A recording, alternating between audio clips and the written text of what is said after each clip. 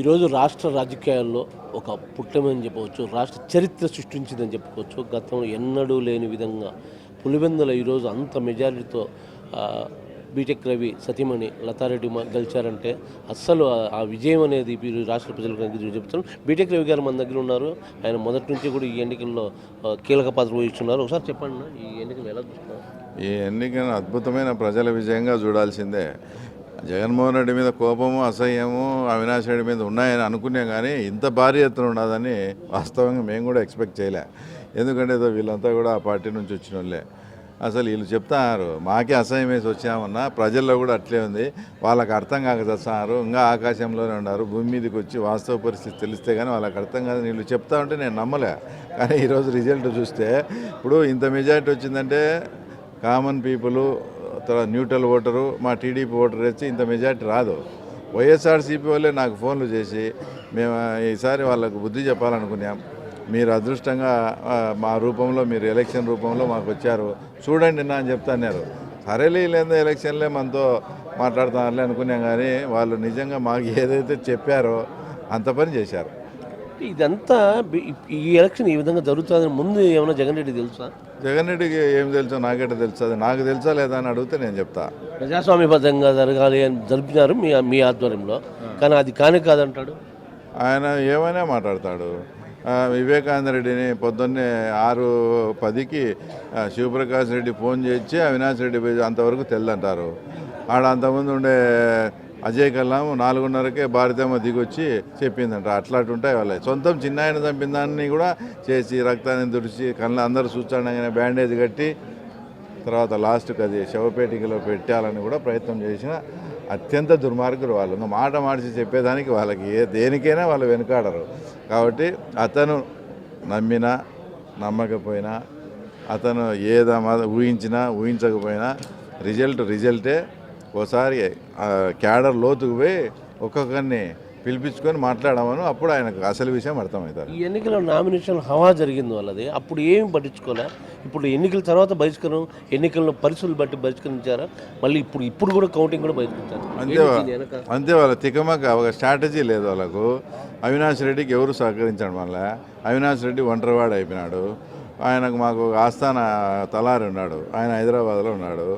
ఏంది అర్థం కాలే వాళ్ళకి. ఏం చేయాలి? ముందు వెనక్కి ముందుకు. ఈ బాయ్కాట్ అనేది ముందు చేయాలా.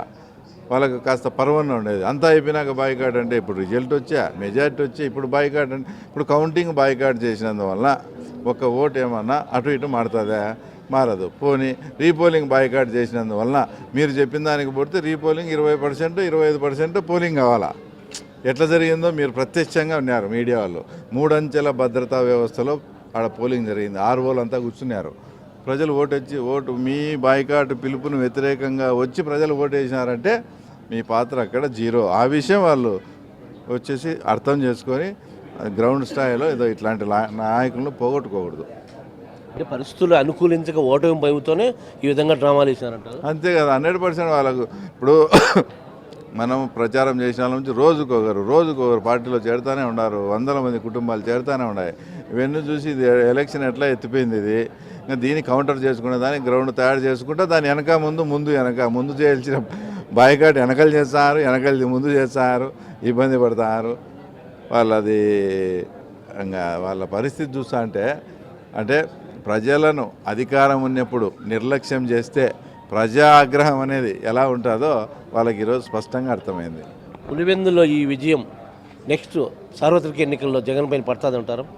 పడుతుంది. ఇప్పుడు మేము ఫస్ట్ మా కాడ నాయకత్వ లోపం ఉన్నింది. ఆ నాయకత్వ లోపాన్ని లేదు, వీళ్ళు లాంగ్ రన్ పాలిటిక్స్ చేస్తున్నారు, ఇక్కడే ఉండి పాలిటిక్స్ చేయాలని ఉండాలనే భరోసా ముందు మేము ఆడ కల్పించుకోవాలా. అందులో సక్సెస్ అయినామని అనుకుంటున్నాం. కాబట్టి ఈ రోజు నుంచి ఇంకా దాన్ని స్టెప్ బై స్టెప్ పెంచుకుంటా పోయి మాకేమీ రీచ్లు లేవు, టార్గెట్లు లేవు, గోల్స్ లేవు.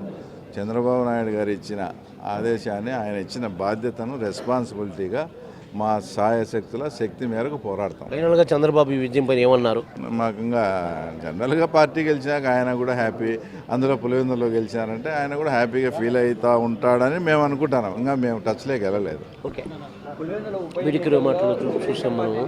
వీటికి మాటలు చెప్పడం అంటే తన విజయాన్ని ఎంత ఆనందంగా చెప్పాడో చెప్తూ జగన్ చెప్పిన మాటల పైన కూడా చెప్పాడు.